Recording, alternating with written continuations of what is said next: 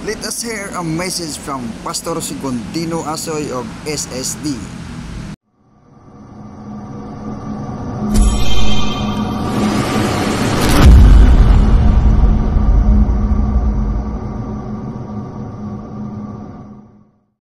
I-define ko ngayon bakit ang iglesia ay hindi nag-grow.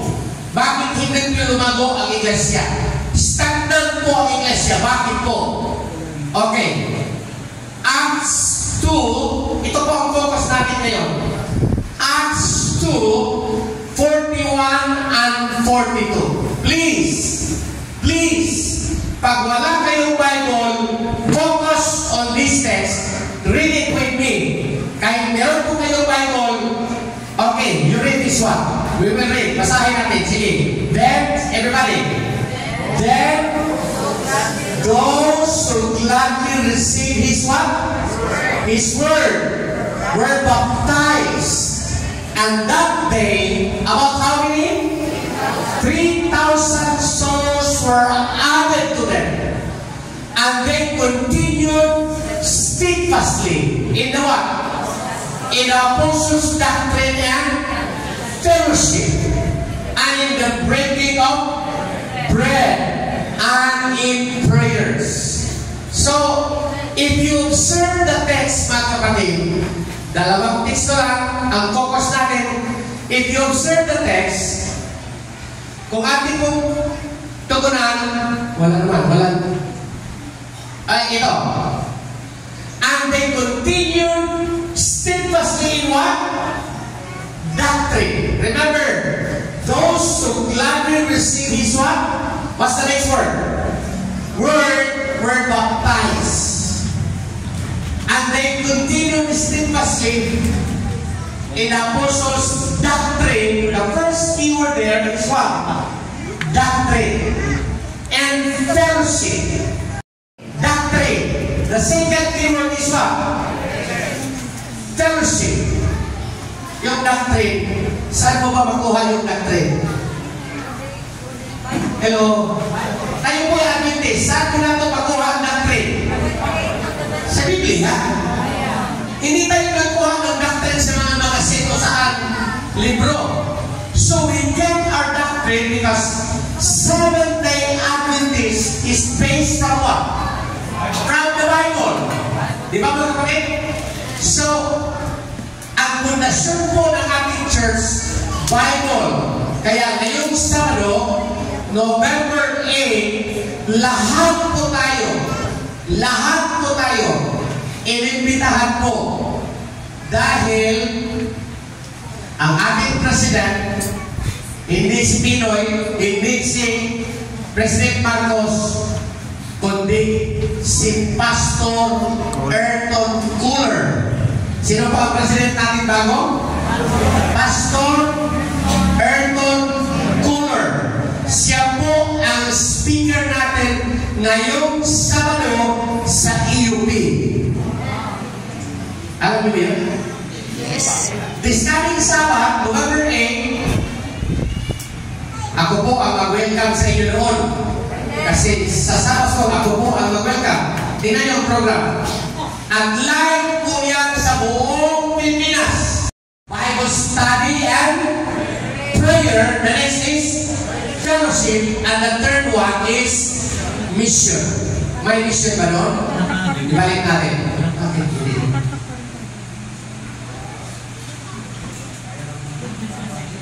Okay. Those who gladly receive His word were baptized. May mission ba? Bakit na-baptize po sila?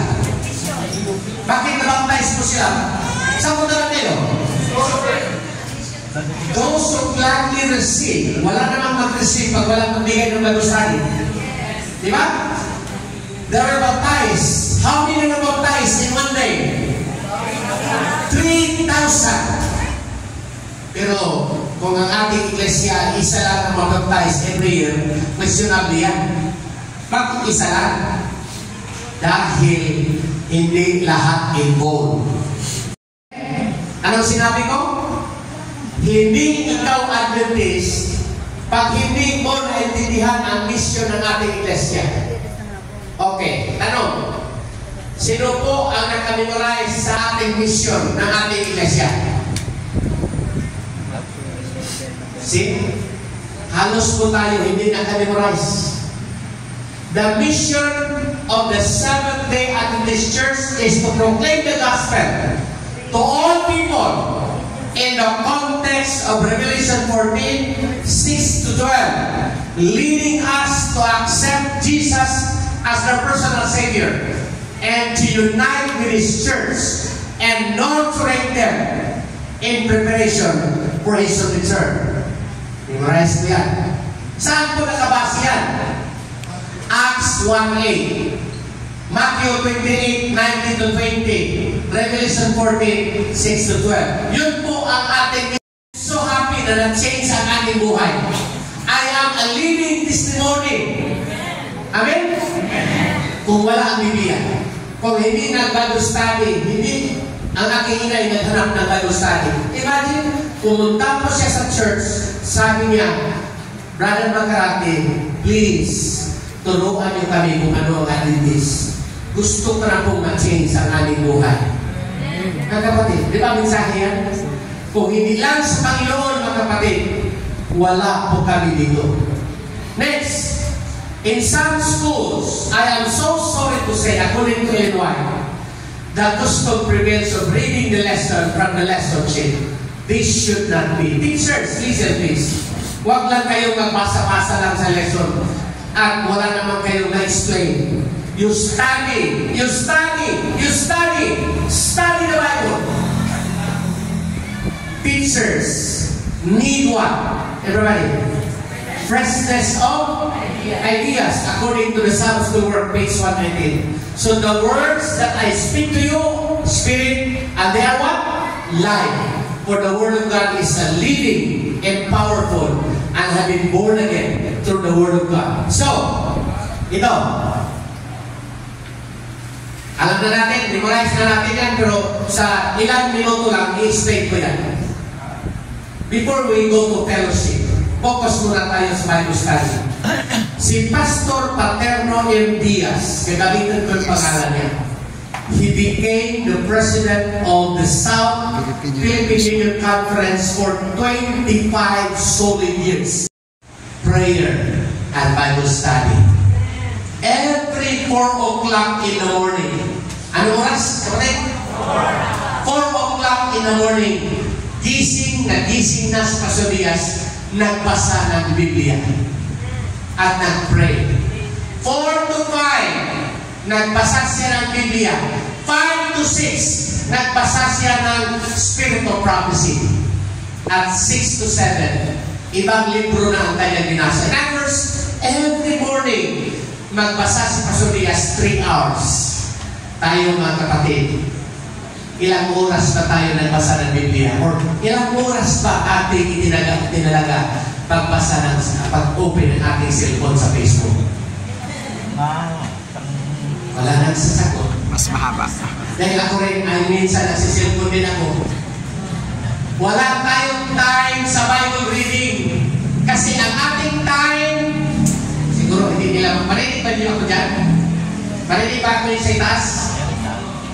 Karamihan sa ating time, busy po tayo sa hindi pinaka-importante.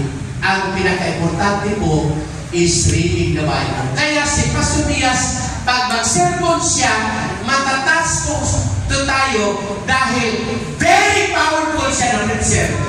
Because every day, the Sabbath school, everybody, the Sabbath school is what? It is the heart of the church. Ano po ang Sabbath school, mga kapatid? So, ang ating heart sa ating katawan ay may problema. Ano mangyari sa ating katawan? May problema ba? Kaya, kung ang ating Sabbath school po ay walang audience, question, tanong po, hindi ka mag-basic today. Masakit pero katotohanan. Totoo ba? Kasi ito ito. Pag hindi ito katotohanan, hindi ito masakit, at hindi ito sermon, ito ay storytelling lang.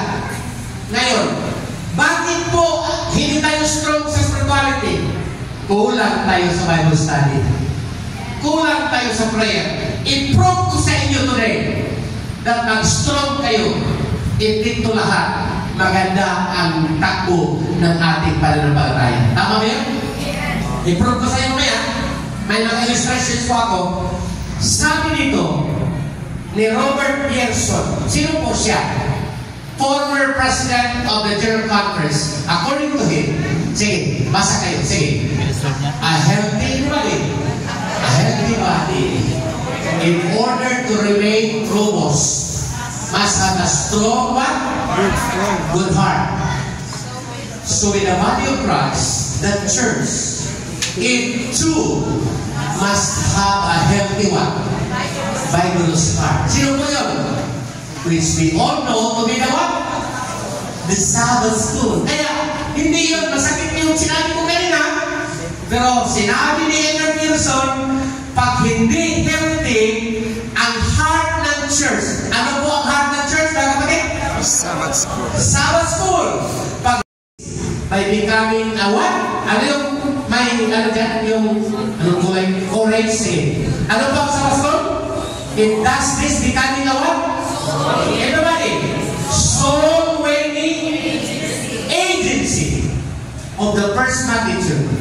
Says the servant of the Lord, the Sabbath school should be one of the greatest instrumentalities and the most effectual in bringing souls to Christ, mga kapatid.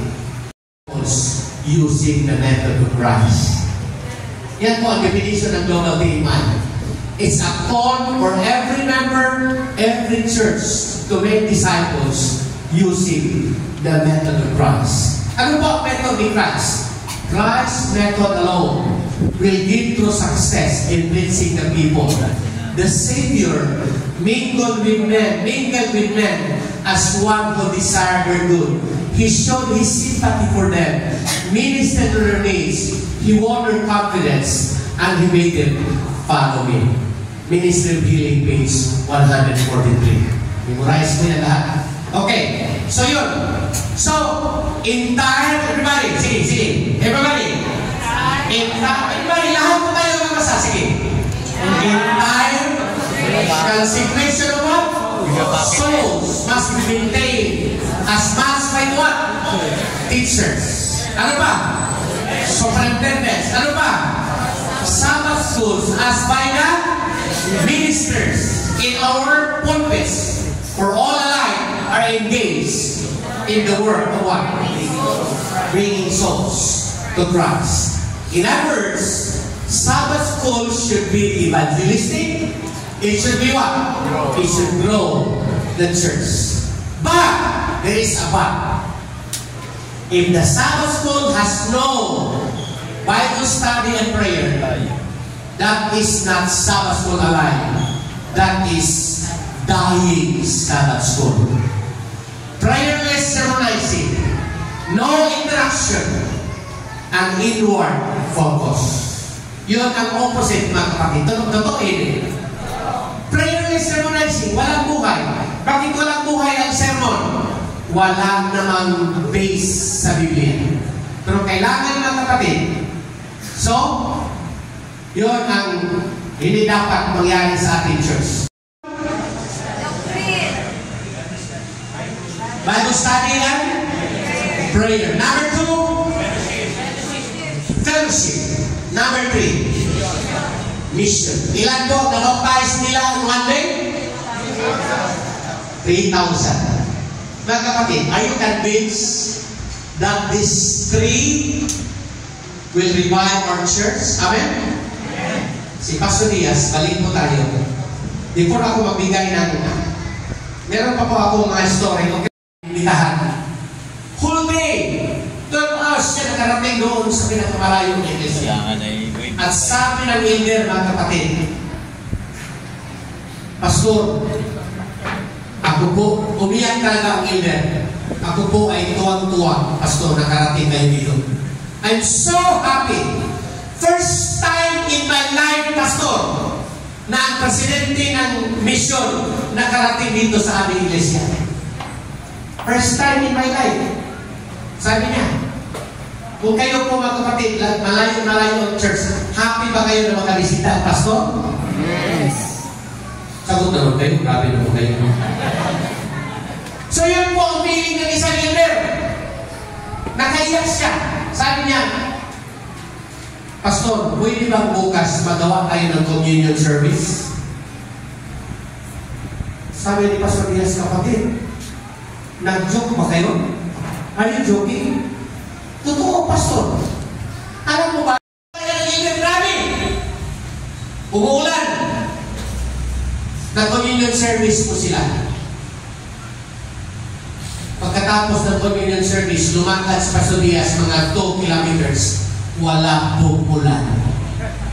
Doon lang po sa bahay ng Gilbert, mga kapatid.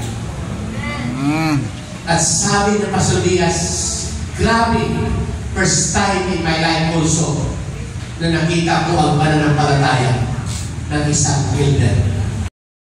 Ngayong umaga po dito, pwede ba tayong magkaibigan, magkapitbahay doon sa langit na bayan? Amen. Amen, mga kapatid? Amen. Kaya yan, sa itaas, do you want me to be your neighbor in heaven? Amen! Kasi tayo po kayo lahat, tayo po tayo.